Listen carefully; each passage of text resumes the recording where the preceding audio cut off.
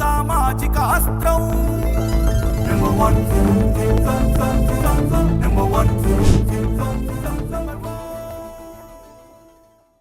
Welcome to number 1 news. This is Madhu. బీహార్లో gang war కలకలం రేపింది. ఆసుపత్రి ఐసీయూలో చికిత్స పొందుతున్న వ్యక్తిని ప్రత్యర్థి గ్యాంగ్ కు చెందిన కొందరు దారుణంగా హతమార్చారు. సినీ ఫక్కీలో తుపాకీలతో ఐసీయూలోకి వెళ్లి బాధితుడిపై కాల్పులు జరిపి అంతమొందించారు. పాట్నాలోని ఓ ప్రముఖ ఆసుపత్రిలో జరిగిన ఈ ఘటన తాలూకు దృశ్యాలు సీసీటీవీ కెమెరాలో రికార్డయ్యాయి. పోలీసులు తెలిపిన వివరాల ప్రకారం మృతుడు చందన్ మిశ్రా ఓ క్రిమినల్. బక్సర్ జిల్లాకు చెందిన అతడు పలు హత్య కేసుల్లో నిందితుడిగా ఉన్నాడు. ఇటీవల పెరోల్ పై విడుదలైన అతడు పరాగ్ ఆసుపత్రిలో చికిత్స పొందుతున్న సందర్భంగా ఈ దారుణం జరిగింది. ప్రత్యర్థి గ్యాంగ్ అతడిపై ఈ దారుణానికి తెగబడింది.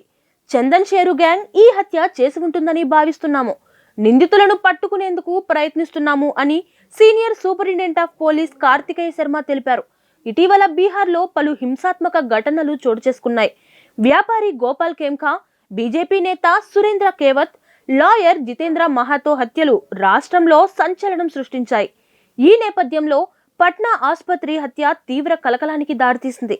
రాష్ట్రంలో నిషిత్ కుమార్ సారథ్యంలోని జేడీయూ బీజేపీ ప్రభుత్వం విఫలమైందంటూ కాంగ్రెస్ ఆగ్రహం వ్యక్తం చేసింది.